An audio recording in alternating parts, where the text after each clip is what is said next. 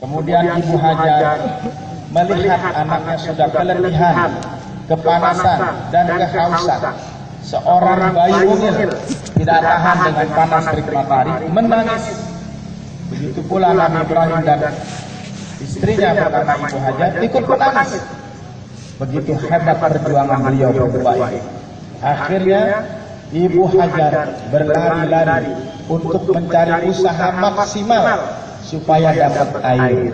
Maka beliau berlari dari Safa Marwah, Safa Marwah sebanyak 7 kali putaran. Dan atas izin Allah, atas mukjizat dari Allah, seorang bayi mungil yang bernama Ismail alaihissalam, yang disebutkan oleh Ibrahim dengan istilah Gulam Halim, bayi yang sangat santun, bayi yang sangat sabar. Tiba-tiba muncullah air dari telapak kaki Ismail alaihissalam. Kemudian Ibu Hajar mengumpulkan air tersebut supaya tidak kemana-mana, dibuat bendungan melingkari bayi tersebut dengan batu-batu yang berada di sekitar bayi tersebut. Maka beliau memanggil dengan istilah bahasa Mesir. Belum ada orang Arab mengucap bahasa seperti itu bahasa Mesir.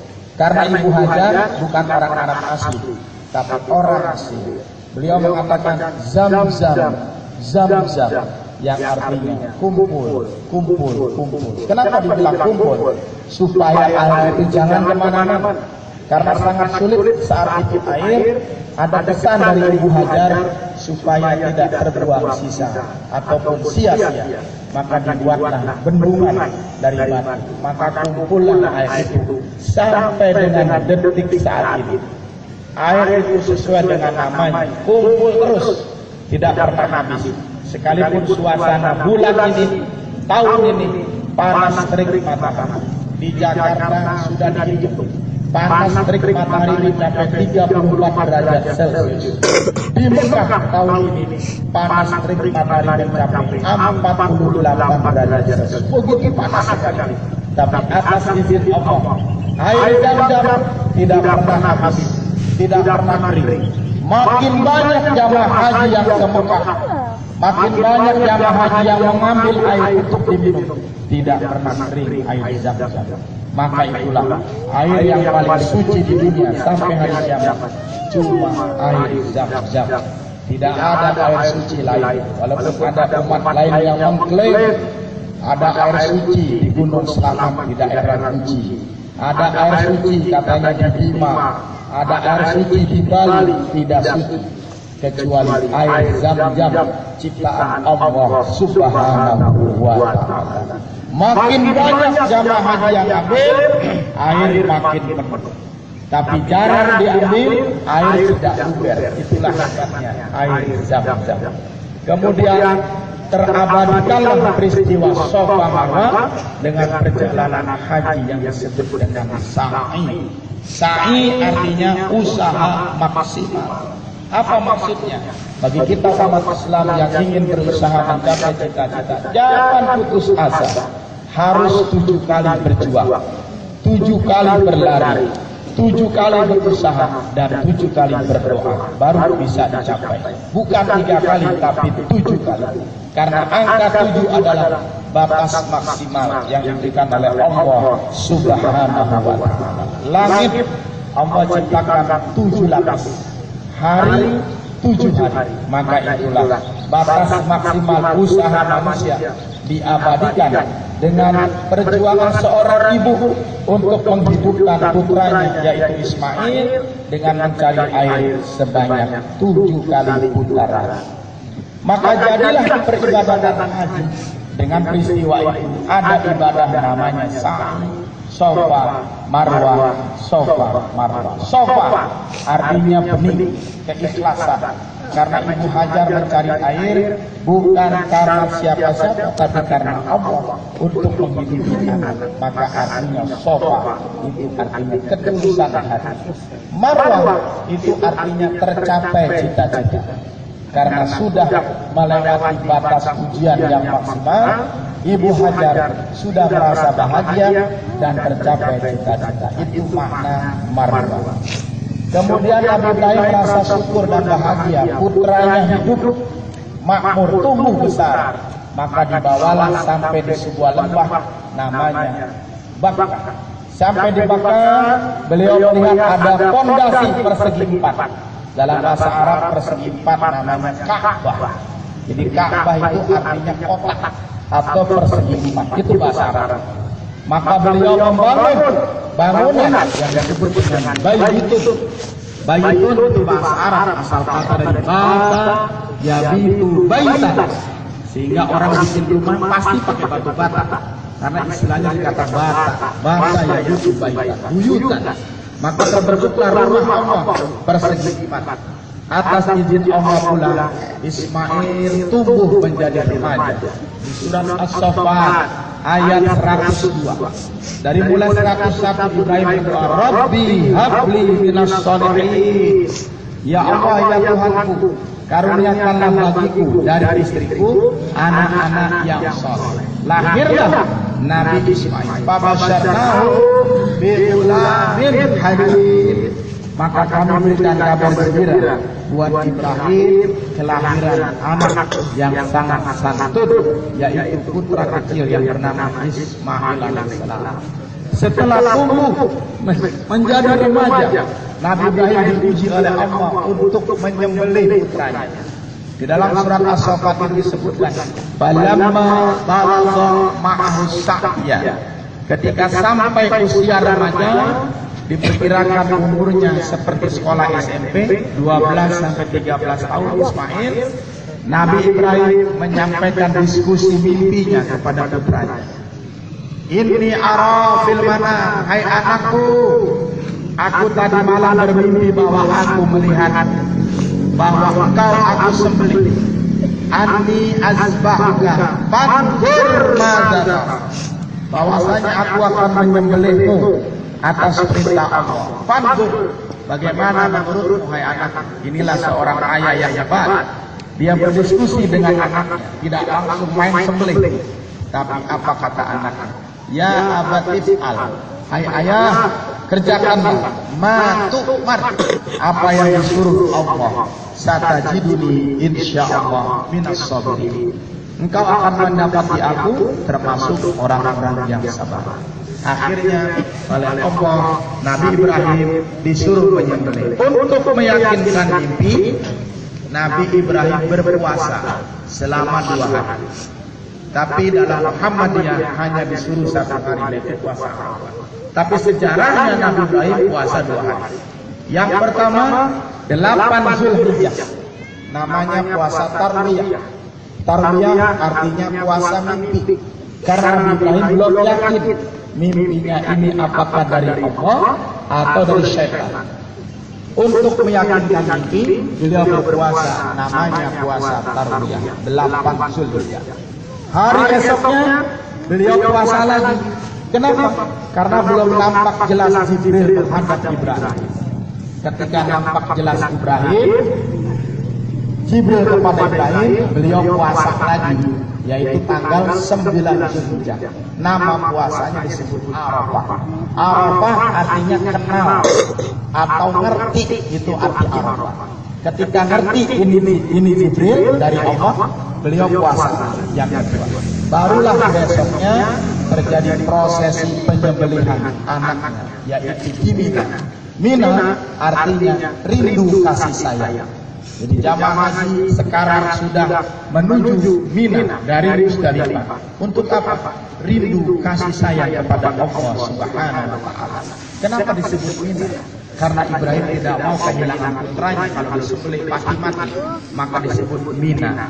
Di situ ada tempat bukit yang tinggi, disebut Jabal Qurban.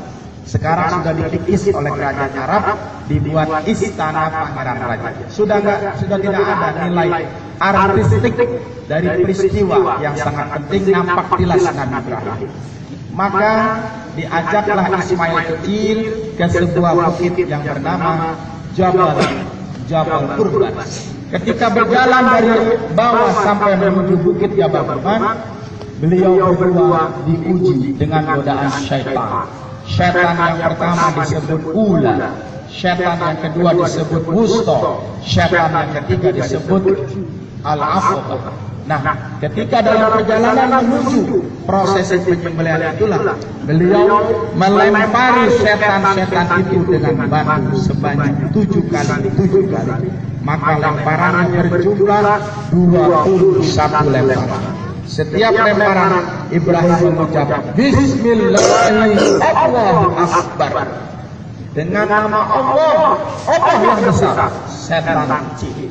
Maka itulah jamaah haji yang sedang melakukan ibadah haji dan sudah haji, mestinya hindarilah perbuatan syaitan. Karena syaitan sudah dilempari sebanyak 3 syaitan. Syaitan ula, syaitan pertama, syaitan wusta, syaitan tengah-tengah, dan syaitan aqabah, syaitan yang terakhir. Ketika saat penyembelihan, syaitan terakhir inilah yang menggoda Ibrahim. Ya Ibrahim, jangan kau sembelih anakmu. Tegakah engkau seorang ayah menyembelih anakmu? Engkau kan seorang bapak. Sudah lama engkau ingin meminta anak. Kenapa sesudah dapat anak kau sembelih? Begitu kata syaitan. Ujian. Akhirnya tetaplah Ibrahim melancarkan kegiatannya, merupakan perintah dari Allah. Maka disembelihlah Ismail, dan atas izin Allah, Allah berfirman, wa qadainahu bidzibhin adzim. Surah As-Saffat ayat 106. Kami ganti, kami tebus Ismail itu dengan seekor sembelihan yang amat besar. Sembelihan dalam tafsir disebut al-ghanam, sejenis kambing yang sangat besar. Ketika itulah Ibrahim terkejut melihat putranya masih hidup. Yang mati bukan putranya tetapi kambing yang sangat besar. Maka itulah bagi kita yang tidak berhaji, yang belum berhaji, kalau pengen pergi haji, latihannya adalah membiasakan berkurban. Dengan kita berkurban, insya Allah pasti Allah akan berikan rezeki bisa pergi haji. Kenapa disebut kurban? Kurban itu asal kata dari qoriban. Qoriban itu artinya dekat. Maka kurban maknanya adalah mendekatkan diri kepada Allah secara maksimal dengan cara menyembelih hewan yang disunnahkan, yang disebut udhiyah. Apa itu? Kambing, onta, sapi, dan sejenisnya yang disyariatkan oleh Nabi kita Muhammad Sallallahu Alaihi Wasallam. Maka itulah peristiwa haji, peristiwa kurban tidak dapat dipisahkan. Maka ketika jamaah haji berada di Mina, ada satu kegiatan yang disebut dengan zamarat. Zamarat itu artinya melempar setan. Setan-setan yang dilempar ada 3.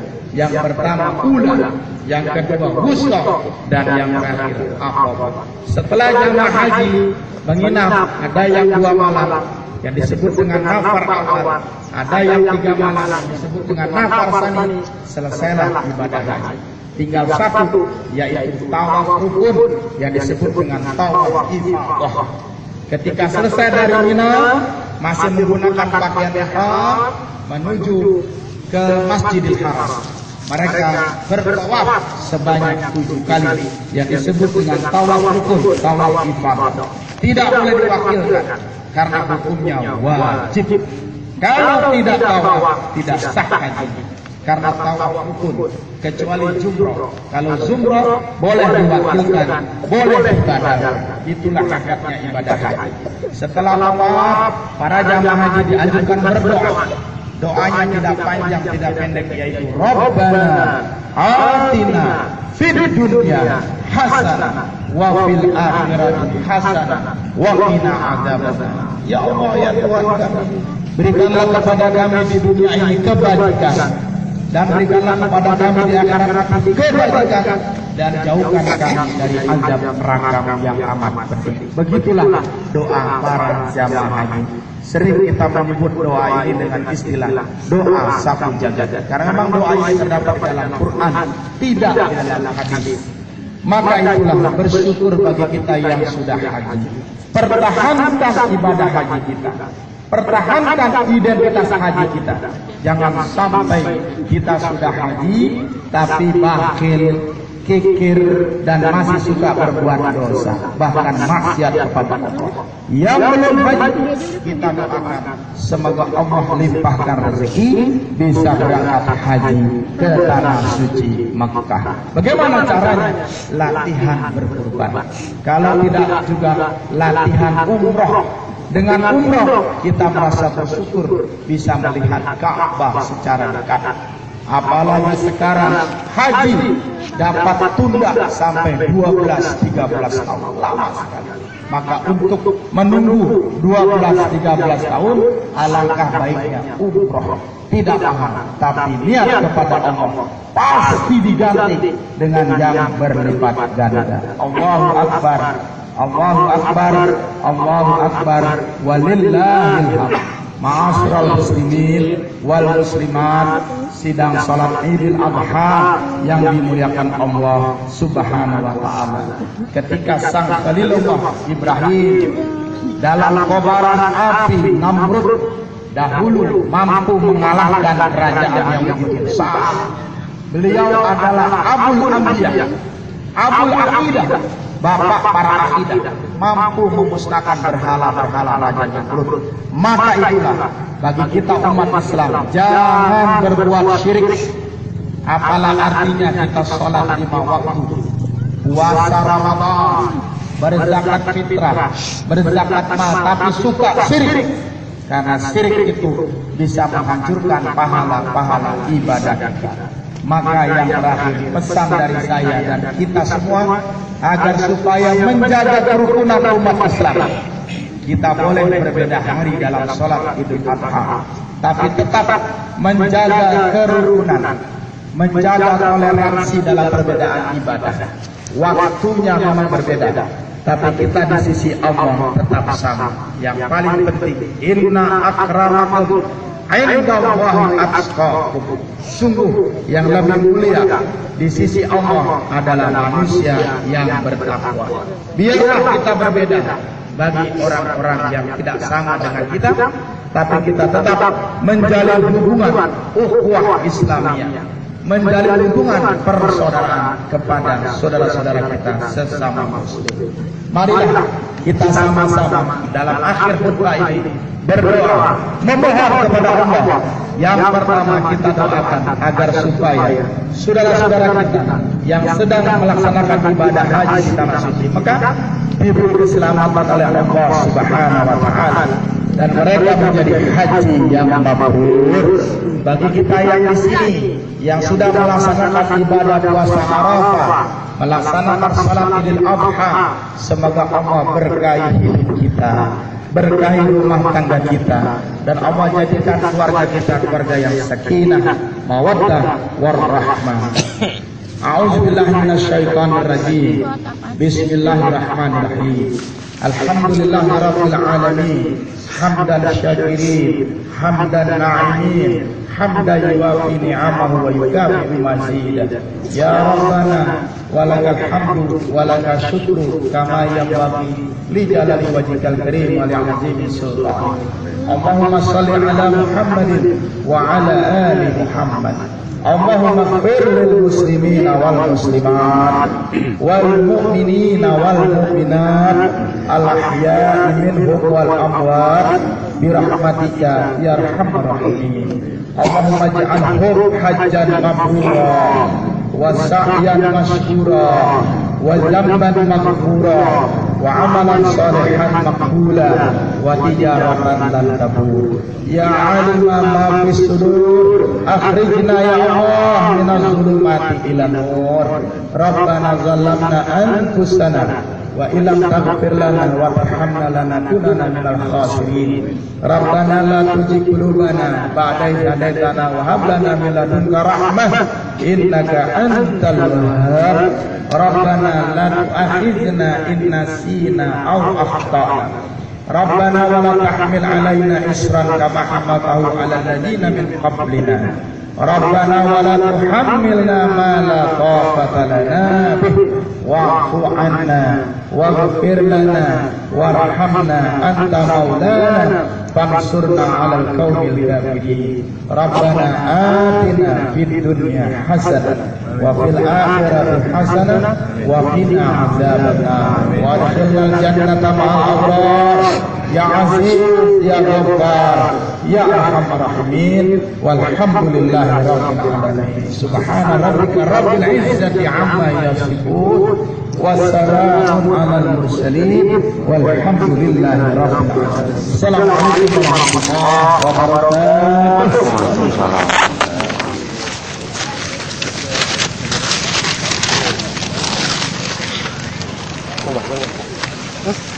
Ayo. Terima kasih kepada Libur lu ya. Bapak Haji Muhammad Nabi